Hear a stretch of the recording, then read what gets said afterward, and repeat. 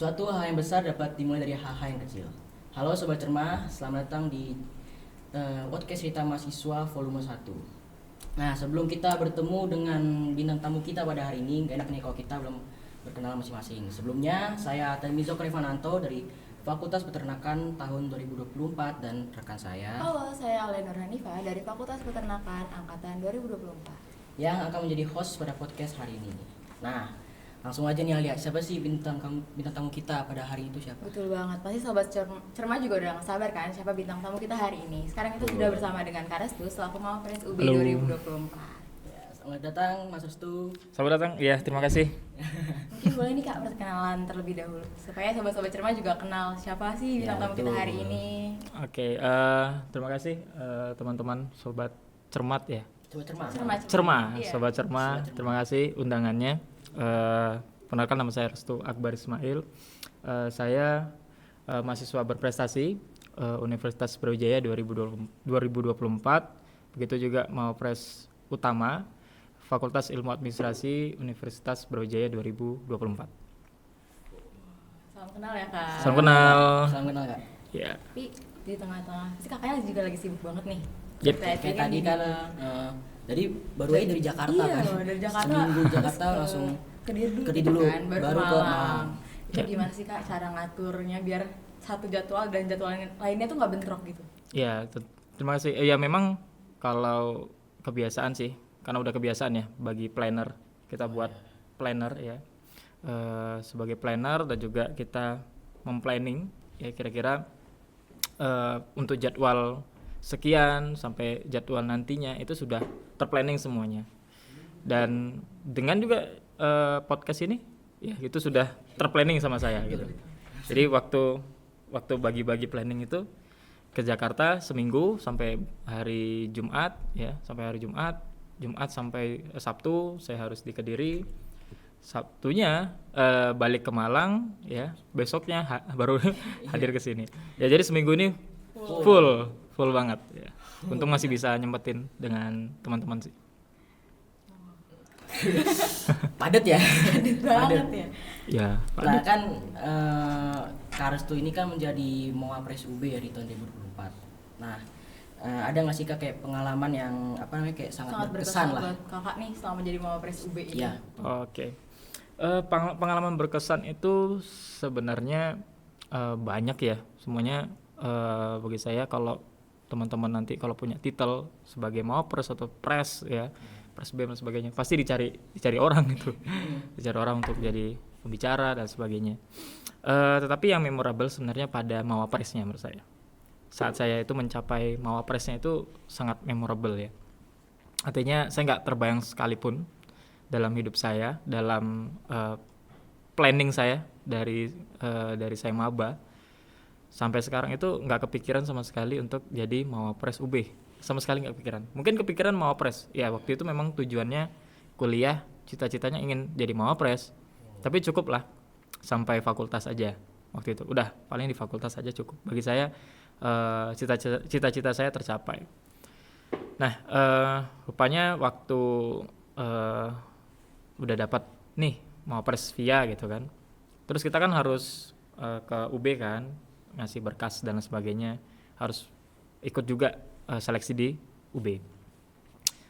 Pas seleksi administrasi semuanya sudah clear, tahu-tahu kan lolos jadi 7 besar waktu itu. Itu unpredictable banget gitu ya, kaget sih. Padahal menurut saya sih kayaknya nggak terlalu ini banget gitu. Saya ya pesimis lah untuk UB ya waktu itu. Tapi alhamdulillah memang ya nggak tahu, mungkin Allah kasih jalan ya. Ya itu sangat memorable dan persiapan yang sangat-sangat mepet waktu itu. Dan kebetulan memang waktu itu saya menyiapkan berkas untuk fakultas, untuk Mawapres fakultas. Waktu itu lagi di Kalimantan, lagi kerja. Ya jadi waktu lagi kerja di Ketapang, Kalimantan Barat. Lagi ada project juga dengan pemerintahnya. Di hari itu juga waktu itu ngeprint, nge-scan itu dengan dengan pemerintahnya gitu, minjem alat gitu. Pak minjem alat untuk ini ya, akhirnya dapat lah gitu. Udah dikirim, prosesnya juga lagi panjang kan, dan pulang-pulang itu langsung presentasi. Jadi pulang dari Kalimantan langsung presentasi. Itu luar biasa hektik banget, dan kita juga diputar-putar. Saya waktu itu pulang ke Malang aja itu ya pesawatnya diputer-puterin gitu, dari Ketapang harus ke Jogja harus ke Banjarmasin harus ke Malang. Dan itu bisa seharian untuk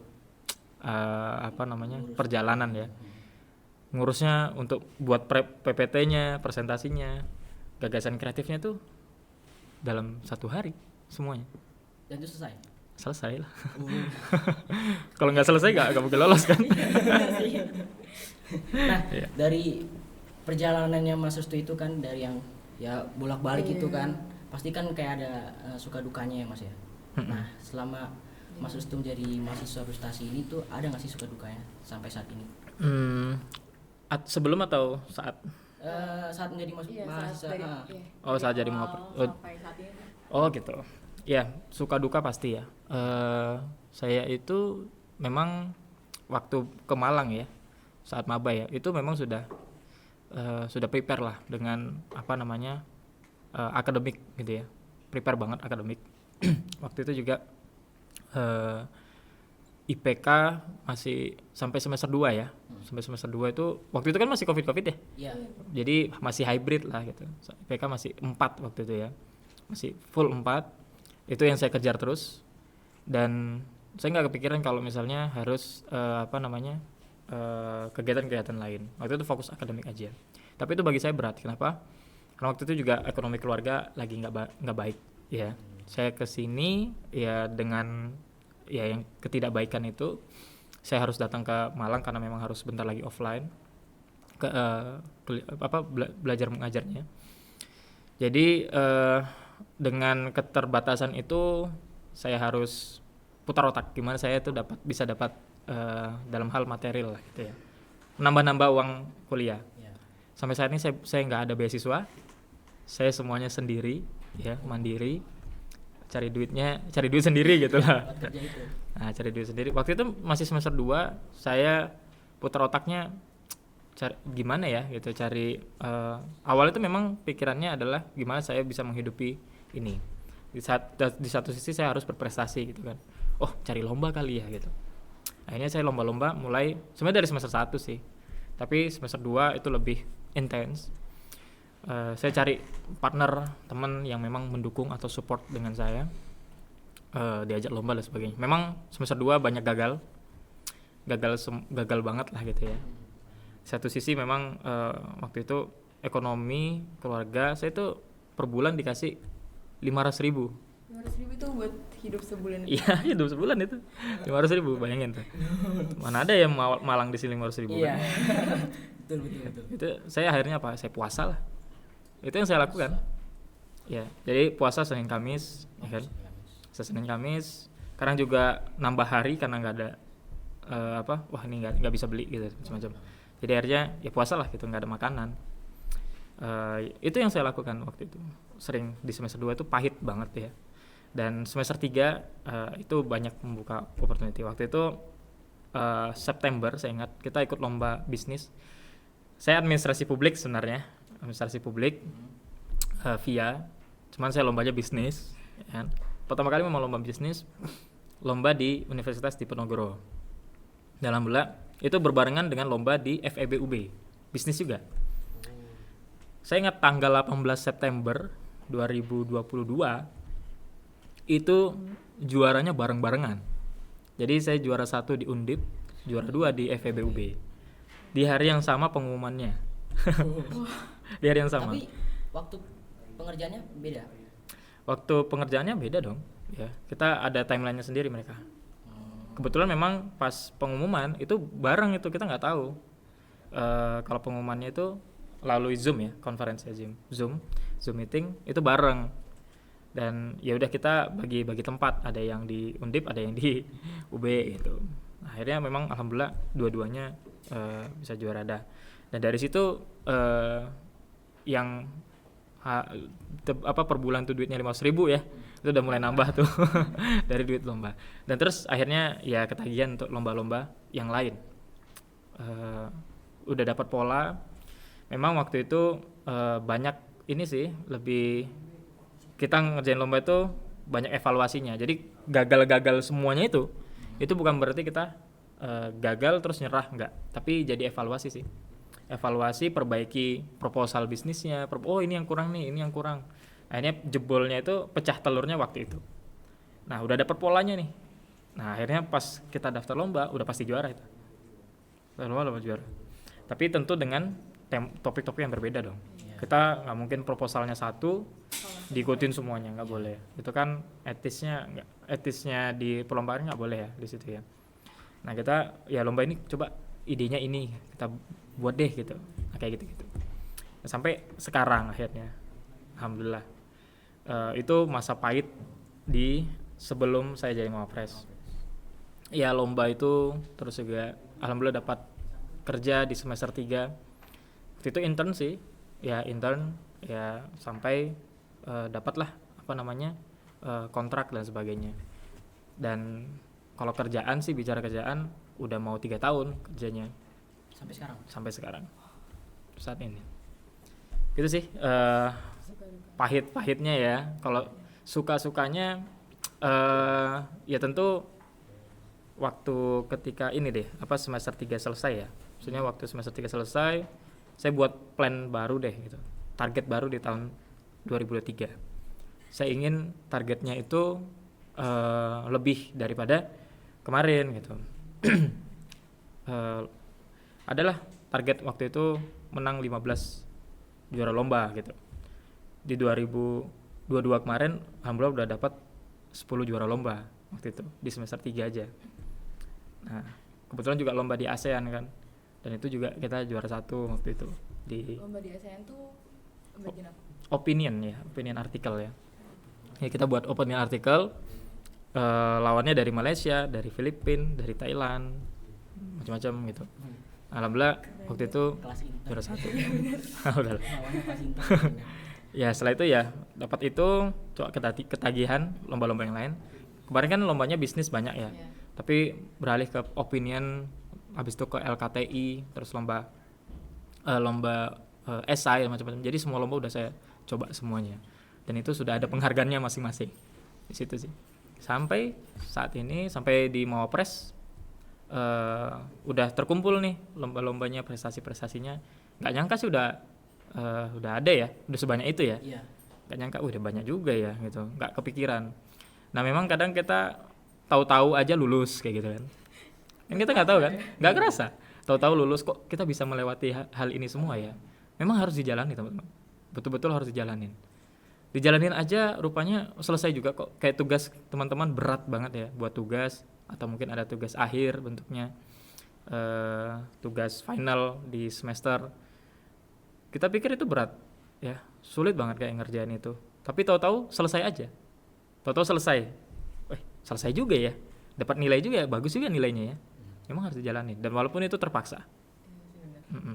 Betul-betul harus jalanin. Dan itu yang saya alami, pahitnya, suka duka lah ya bahasanya. Suka dukanya itu sudah benar-benar membentuk diri saya yang sekarang gitu sih. Ya dukanya sangat. Dukanya lebih parah sih. Dukanya lebih parah. Di semester 1, semester 2 senangnya masih di akhir. Iya betul. Suka di awal, senangnya di akhir. Iya, dan lucunya waktu itu saya daftar beasiswa unggulan Kemendikbud. Oh iya.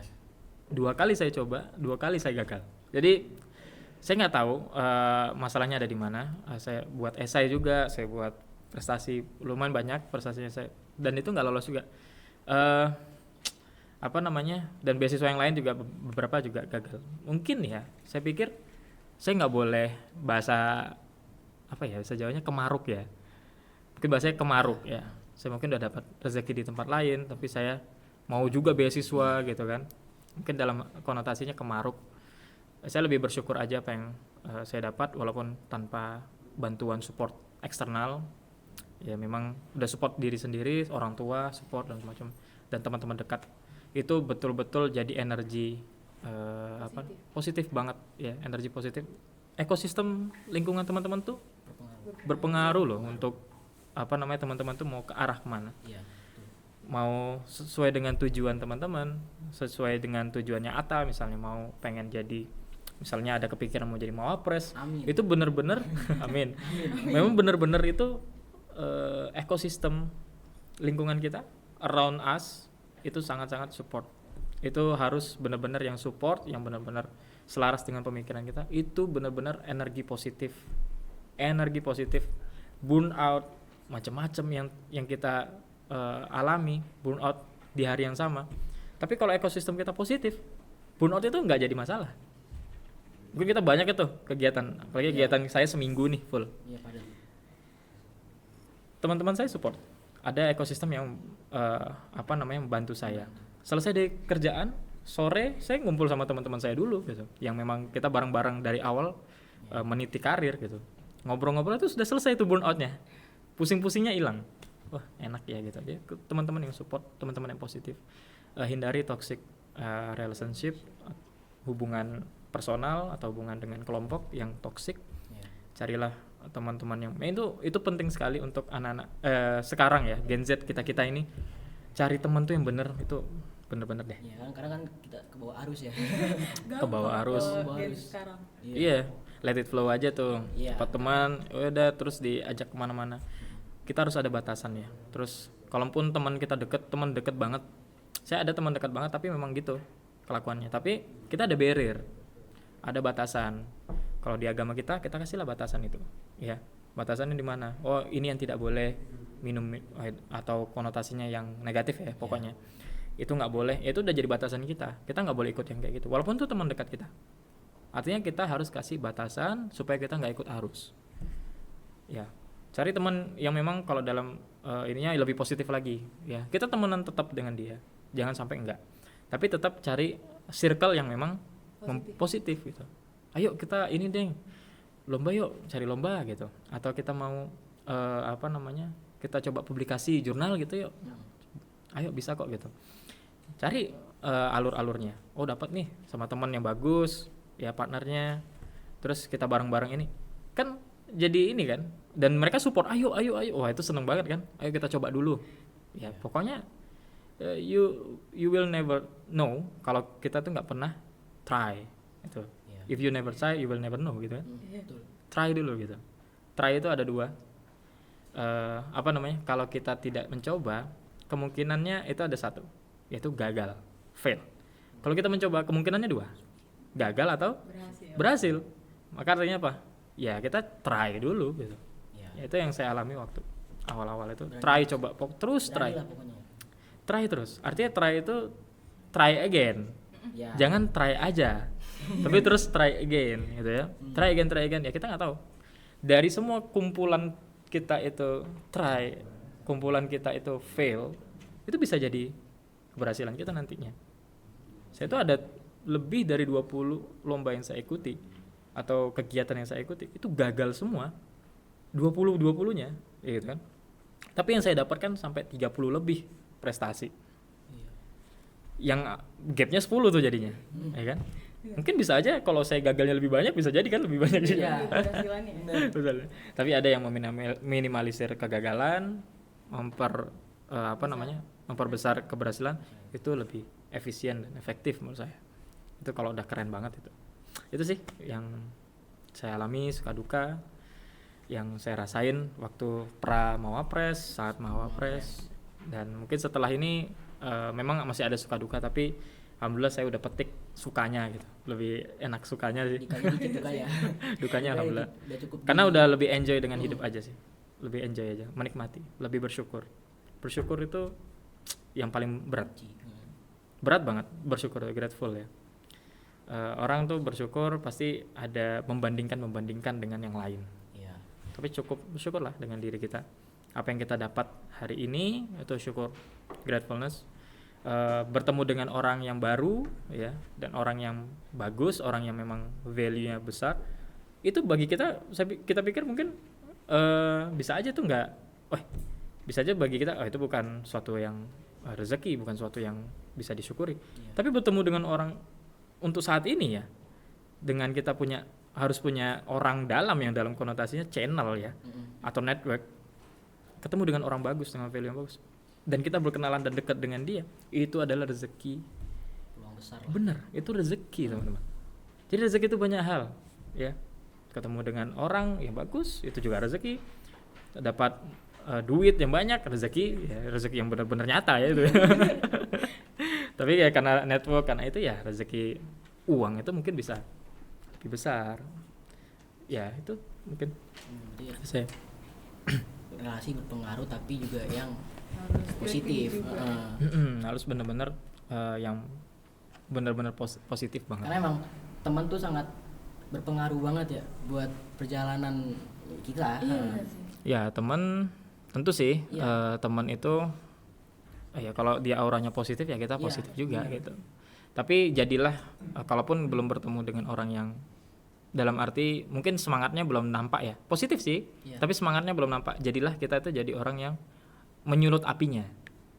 Nah jadilah kita orang yang menyulut apinya. Jadi bensin ya. Jadi bensinnya. Jadilah orang yang benar-benar di tengah-tengah mereka kita penyulut apinya. Nah jadi bisa aja dengan kehadiran kita itu bermanfaat untuk orang sekitar loh, ya kan? Bermanfaat untuk sekitar kita. Bisa aja dia bisa terpacu semangatnya gara-gara kita gitu. Teman-teman kalau misalnya lihat public figure ya, seperti mungkin Ferry Irwandi, ya kan, public figure yang saat ini lagi top-topnya. Nah Ferry Irwandi lah contohnya ya. Ferry Irwandi itu ya kita awalnya nggak tahu ya siapa ya dia ya, kita nggak tahu gitu. Dia buatlah YouTube atau media dia untuk menyampaikan pikirannya. Akhirnya yang dulu kita nonton YouTube itu seneng-seneng, yang seru-seru aja, yang benar-benar menguras hiburan aja gitu. Tapi kehadiran orang-orang seperti itu bisa jadi segmentasi loh. Coba lihat komen-komennya. Itu segmentasi orang-orang yang memang nyari orang-orang yang bagus, memang orang-orang yang punya aura positif gitu, yang punya pemikiran yang kritis. Di Indonesia itu sulit sekali mencari orang itu. Memang harus terfilter dengan kontennya. Akhirnya dia buat apa? Buat community. Akhirnya dari itu aja dia bisa buat community atau buat ekosistemnya dia sendiri. Orang-orang yang dia saring dari semua orang-orang yang di Indonesia yang mungkin secara general ya pendidikannya rendah dan sebagainya. Orang yang mau berpikir aja lah gitu. Mau berpikir tuh masuk ke ruangnya. Nah sama halnya dengan kita nanti. Kalau kehadiran kita itu bisa mempengaruhi orang-orang sekitar kita dan kita bisa membentuk community yang baik, berarti kehadiran kita tuh sangat-sangat sangat-sangat dilihat, sangat-sangat berpengaruh gitu. Ya, influence. Nah itu tadi influencer, menginfluence. Nah kata influence nanti akan bisa jadi pemimpin loh. Jadi kepemimpinan itu adalah ilmu atau kemampuan untuk mengajak, kemampuan untuk menginfluence sekitarnya. Itu loh kepemimpinan itu. Itu konsepnya. Nah, ketika kita sudah bisa menginfluence orang, ya, kita punya kemampuan influence, teman-teman udah jadi pemimpin. Iya dong, punya pengikut kan, punya follower kan. Nah, itu coba kita berpikir ya it's time kalau kita bicara hal yang lebih high ya, misalnya Indonesia emas, ya kita harus banyak pemimpin. Kita harus bisa jadi orang yang memimpin community kita gitu. Bergerak dengan hal yang positif ya dalam konotasinya. Wah itu bisa tercapai Indonesia emas yang kita bilang itu. Nah itu sih kalau dari aku ya untuk progresnya. Tapi kak, kayak kan tadi kakak ikut lomba-lomba gitu ya, pasti ada dong kadang ngerasa kurang percaya diri nih. Takut kalah, takut pas public speaking gemeteran atau gimana. Oh ya. Nah, itu ada nggak tips buat sobat-sobat cermat nih lagi nonton supaya mereka tuh mau memulai untuk ikut lomba atau lainnya? Iya oke. Makasih Alia.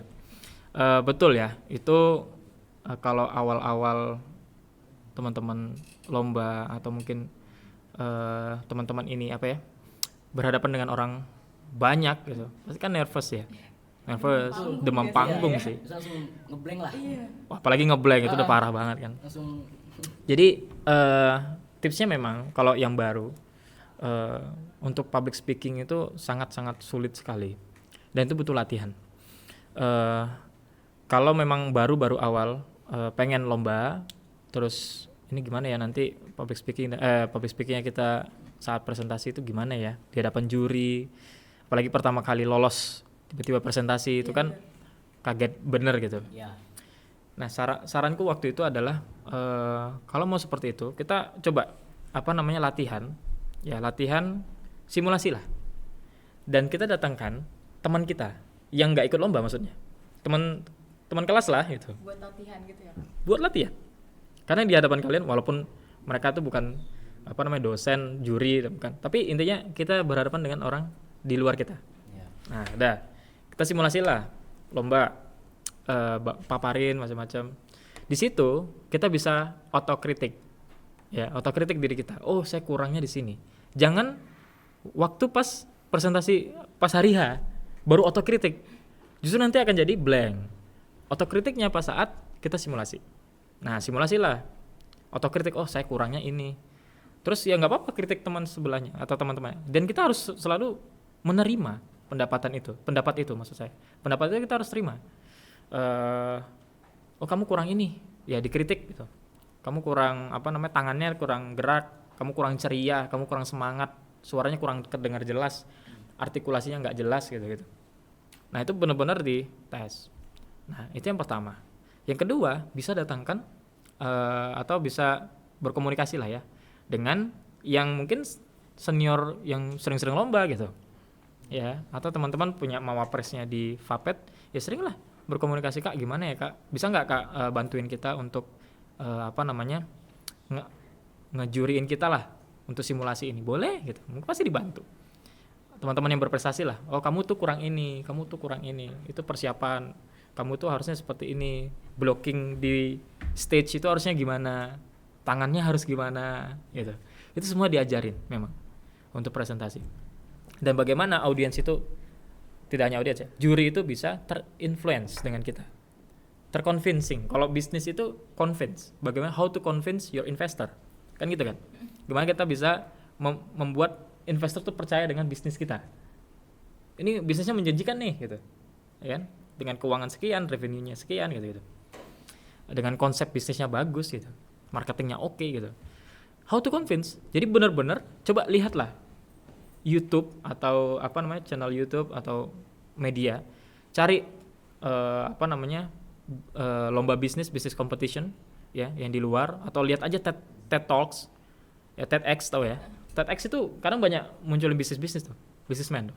Dia jelasin produknya itu simple, tapi orang langsung wah keren banget ini bisnisnya, ya tertarik banget kita. Apalagi udah kita lihat contoh itu, amati aja, oh seperti ini ya caranya untuk bergerak di panggung itu gitu. Terus bisa convince juri itu kayak gini ya gitu. Ya itu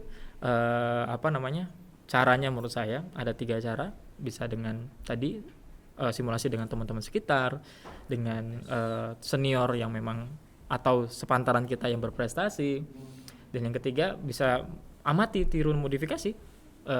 Sekarang banyak medianya kan gitu. Itu bisa dengan 3 tips itu. Nah ada lagi sih sebenarnya kalau teman-teman benar-benar nervous, coba belajar untuk kita memprediksi. Kalau saya itu biasanya gini, kalau mau presentasi, kita buat skripnya dulu. Kita buat skrip. Nah itu ditulis, kalau nggak ditulis ya bisa diketik kok gitu. Skrip di print masing-masing. Ini kamu bagiannya ini, bagian ini. Nah skripnya itu memang poin-poin aja gitu. Biasanya poin-poin aja. Tapi kalau misalnya nggak bisa poin-poin aja, teman-teman ya boleh dibuat jadi kata-kata. Belajar dari situ dulu. Apakah bentuknya menghafal? Ya akhirnya seperti itu. Akan menghafal gitu. Poin ya. Tapi nanti saat improve bisa. Oh gini, oke. Skrip. Nah, setelah kita baca skripnya, macam-macam kita latih, terus-terusan, saya yakin itu nanti teman-teman bisa. Kalau kalian lombanya berkelompok, ya kan bagi-bagi skrip tuh, ya kan? Ini kamu bagiannya A, sama kayak di kelas ya, kerja kelompok kan bagi-bagi. Ya, kamu nanti ini. Kalau orang yang udah terbiasa, dia nggak perlu skrip tuh. Udah tinggal dia poin-poin, oh saya harus baca ini, udah clear. Tapi kalau orang yang belum terbiasa, dibuatkanlah skrip. Oke. Nah yang kedua, masalah saat tanya jawab. Ini problem semua peserta lomba lah gitu ya, yang saya temui. Masalahnya tuh gimana ya Kak, kalau misalnya pertanyaan tuh benar-benar kita tuh apa ya, harus kita mulai apa ya, udah blank tuh duluan. Juri baru megang mic aja udah blank. Benar. Juri baru megang mic aja udah blank gitu. Gimana kita Kak, harus seperti apa? Itu belajar yang namanya tenang ya. Tenang, self confidence itu harus benar-benar percaya diri aja. Kita bisa menjawab pertanyaan itu. Kenapa bisa memunculkan percaya diri? Karena kita percaya dengan apa yang kita sampaikan, apa yang menjadi gagasan kita, apa yang jadi produk bisnis kita misalnya. Kita udah percaya tuh, kita udah antisipasi pertanyaan-pertanyaan. Dengan apa? Yang tadi saya bilang, memprediksi. Ya. Memprediksi pertanyaan yang akan keluar. Jadi kita kalau mau lomba, kita itu biasanya buatin bank soal. Nah kira-kira kita tuh otokritik ke produk kita aja lah. Nah pertanyaannya pasti seputar itu. Bagaimana marketingnya? Bagaimana strategi marketingnya? Misalnya bahan bakunya kurang, teman-teman harus seperti apa? Itu kan otokritik kita terhadap, atau pertanyaan kita terhadap bisnis kita sendiri. Ya kan? Sebenarnya pertanyaan nanti akan seperti itu juga. Gitu. Nah kita listkan semuanya. Coba kalau misalnya pertanyaan ini jawabnya harusnya apa? Nah kita dirembukanlah dengan bersama diskusi. Oh kalau ini harusnya gini nih. Oke kita buat. Ingat ya nanti kalau misalnya pertanyaan ini jawabnya ini ya. Gitu. Jadi kalau kan kelompok itu harus menjawab semua dong. Nggak mungkin satu orang yang menjawab. Jadi harus semua bisa jawab. Jadi kita bagi-bagi. Kalau misalnya ada pertanyaan ini, nanti kamu jawab ya. Gitu. Nanti kalau misalnya ada pertanyaan ini, nanti aku yang jawab gitu. Nah udah. Itu bagi saya itu tips yang paling realistis gitu. Itu benar-benar bisa itu strategi sih. Itu nggak curang. Itu strategi bahkan kalau bagi saya, kalau misalnya ada orang bilang curang, itu belum pernah lomba sih kayaknya ya, gitu. Coba pas lomba deh, coba lomba rasakan lah itu semuanya kan. Pasti kita butuh strategi yang seperti itu. Nah itu strategi yang biasanya saya terapin sih, Alia. Berarti poin yang dapat diambil tuh kita bisa belajar sama temen ataupun senioritas kita. Juga kerja sama antar tim juga. Betul. Ya, kerja sama tim. Kalau kita nilai tuh cukup tenang aja. Kunci si tenang ya, tenang, self confidence, benar-benar percaya diri dengan diri kita sendiri.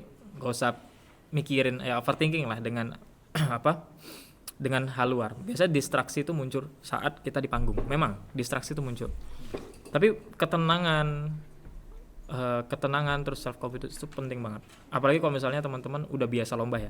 Wah, itu tenangnya itu benar-benar dari pengalaman, dari jam terbang biasanya. Ketenangan itu. Jadi kalau ada juri nanya, kita santai. Iya, kita santai aja gitu, enjoy aja. Yang penting kita bisa jawab pertanyaannya dengan poin yang jelas gitu. Oke, bisa terjawab. Itu aja udah bagi kita udah seneng banget udah bisa jawab nih gitu. Tapi kalau yang awal-awal itu tadi tipsnya dari saya. Itu strateginya lah gitu. Mungkin bisa diterapin nih sobat-sobat. Bisa tuh diterapin. Nah, tadi kan di awal kan Mas Restu nih suka nge-planner ya. Kayak dia tadi itu kan seminggu terus ke Kediri, terus baru langsung ke Malang. Nah, buat kedepannya nih dari Kak Restu ada nggak sih planning untuk kayak perlombaan baru ataupun goals dari Kak Restu yang belum terwujud lah di tahun ini atau dekat-dekat ini lah. Oke. Goals ya. Iya. Tapi kalau lomba mungkin saya sudah tidak ya. Udah banyak soalnya. Iya, kayak tadi itu udah banyak banget cukup itu. Lah. Bukan cukup ya. Kalau ada opportunity saya mau tetap ya. Cuman bagi saya karena fokusnya udah berubah. Fokusnya udah berubah, saya pikir ini it's time show off bagi adik-adik kelas saya. Udah ini waktunya kalian. Kalau lomba ketemu saya lagi kan takutnya itu lagi ya.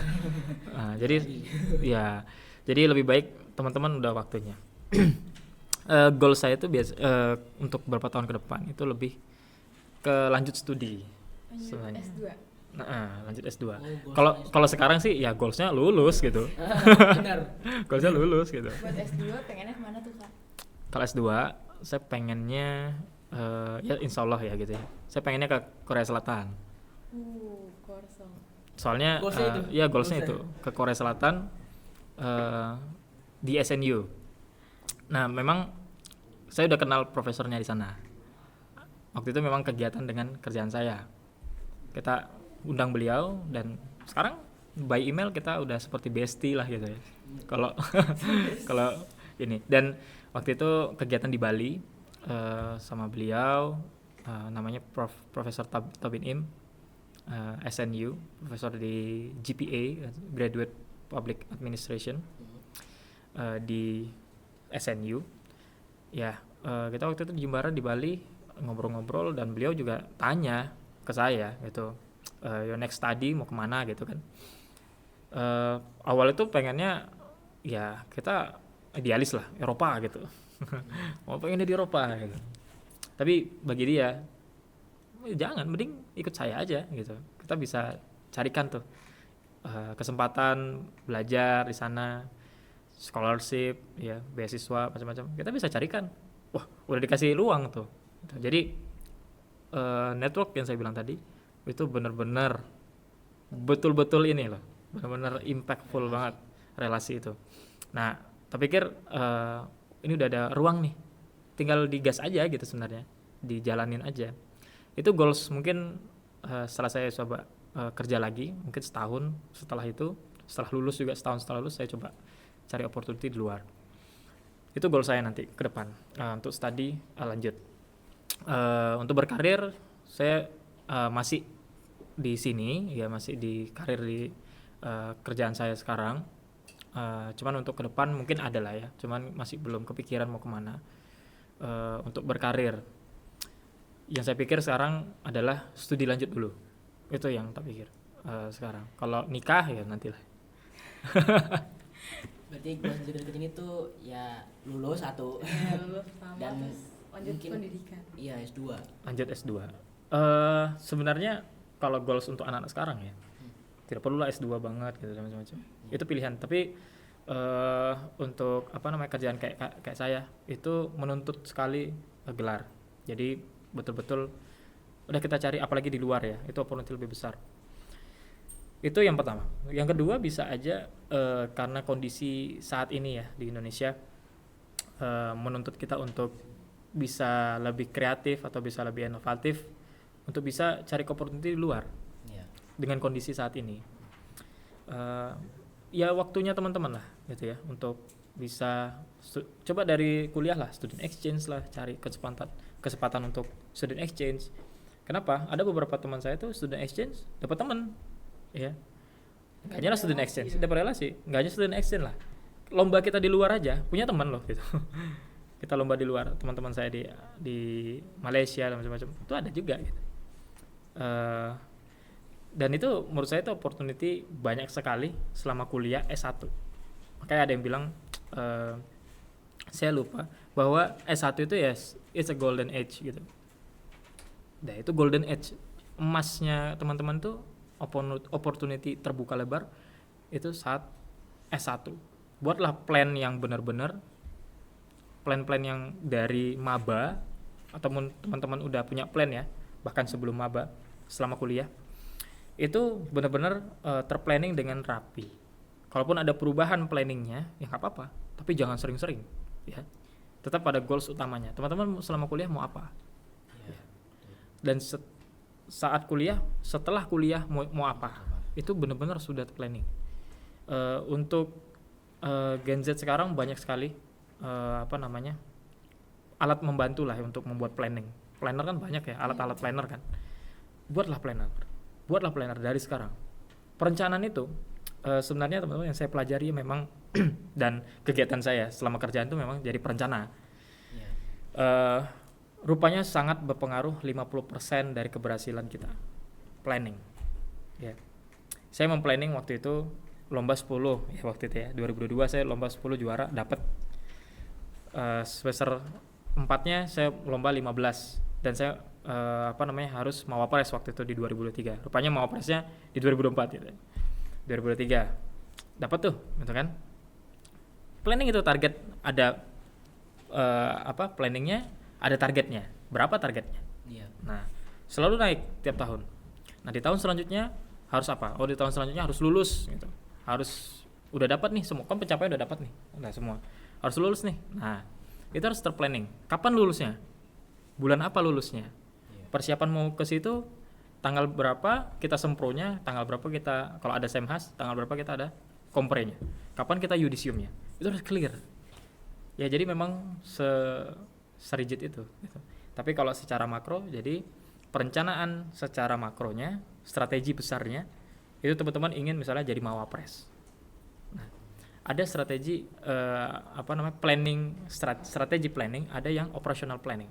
Nah, operational planning ini turunan dari strategi yang kita mau capai, yang makro tadi. Apa? Mau jadi mawapres. Kalau mau jadi mawapres, masa cuman modal modal akademik aja di kelas? Enggak kan? Modalnya banyak gitu. Iya.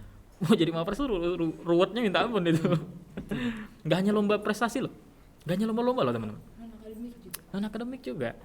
Bisa juga dari organisasi, teman-teman punya usaha, kewirausahaan. Jadi ada beberapa bidang mawapres itu. Ada pengakuan, ada karya misalnya teman-teman punya hak paten gitu kan, atau punya jurnal yang terpublikasi, ya. Itu bisa kok jadi bahan teman-teman untuk administrasi saat mawapres gitu loh. Nah, yang kayak gitu-gitu coba teman-teman ini dipoin-poinkan. Oh, di bulan sekian saya mau lomba ini, lomba sekian saya harus buat publikasi gitu-gitu. Wah, itu benar-benar teman-teman sibuk dengan planningnya. Ingat ya, sibuk dengan planningnya, ya kan? Sibuk ini planning, ini bulan ini belum tercapai nih, stres gitu. Gimana caranya? Pindah targetnya ke bulan selanjutnya. Ini saya harus tercapai di bulan ini. Pokoknya saya harus tercapai. Sibuk dengan planningnya kita gitu. Kadang orang sibuk dengan udahlah dengan gaya hidupnya. Oh, saya harus beli ini nih di bulan ini gitu kan. Kalian teman-teman tuh fokus dengan karir, sibuk dengan planningnya masing-masing di awal. Kalau saya belum tercapai ini, saya harus tercapainya di bulan depan. Selalu kayak gitu.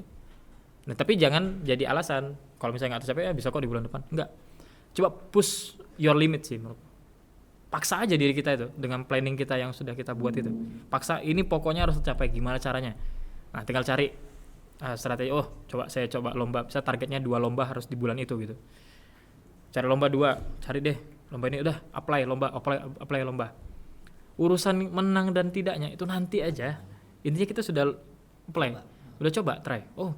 Rupanya bisa lolos sampai tahap presentasi loh. Walaupun kita presentasi gagal, mungkin nggak dapat juara, tapi kita udah bangga dengan diri kita. Itu proses loh yang harus dihargai.